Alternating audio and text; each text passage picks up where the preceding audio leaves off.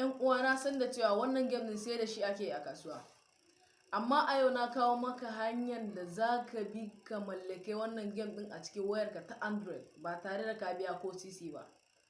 So in kai bako ne a YouTube channel nawa, kar ka manta da alamar subscribe, sai ka danna alamar ƙararrawa, sai ka yi like din bidiyon nan, za ka lassa sababbin shirye-shiryen da na ɗora. Je zuwa. Yauwa da fari za mu shiga Google Play Store kamar haka. Bayan mun shiga cikin Google Play Store, sai mu yi searching na Brink Game. Kun gani ba? Kun gani ba? Brink Game, inda aka rubuta Brink Game. Abinda ya kamata mu yanzu sai mu danna alamun search. Sai mu yi searching nashi. Bayan mun yi searching nashi zai bude mana shi kamar haka.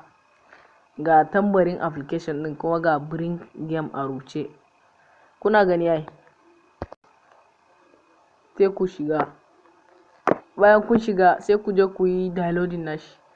Already ni babu na riga da na yi downloading nashi, abin da ya rage mun ni kawai zan shiga.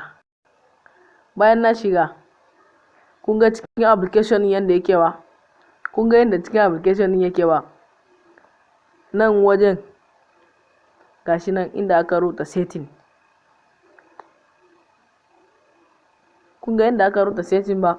In ka taba shi zai baka zabi ka canja shi iya color da kake bukata, in baki ne ma, in blue ne ma, waya ga sunan dai duka ne da dai sauransu.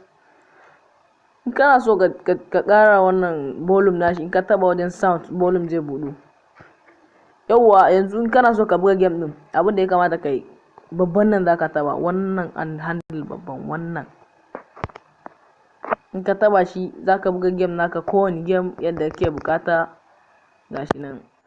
Na gode da kallon bidiyon nan gabaki ɗaya. Kada ka manta da alamar subscribe, sannan ka danna min alamar ƙararrawa, za ka kalla sababbin shirye-shirye na da zarar na ɗora. Wannan channel ɗin tana kawo muku update kala-kala yadda ba kwa tsammani. Domin samun sababbin update ku yi subscribe na wannan channel ɗin. Wassalamu alaikum.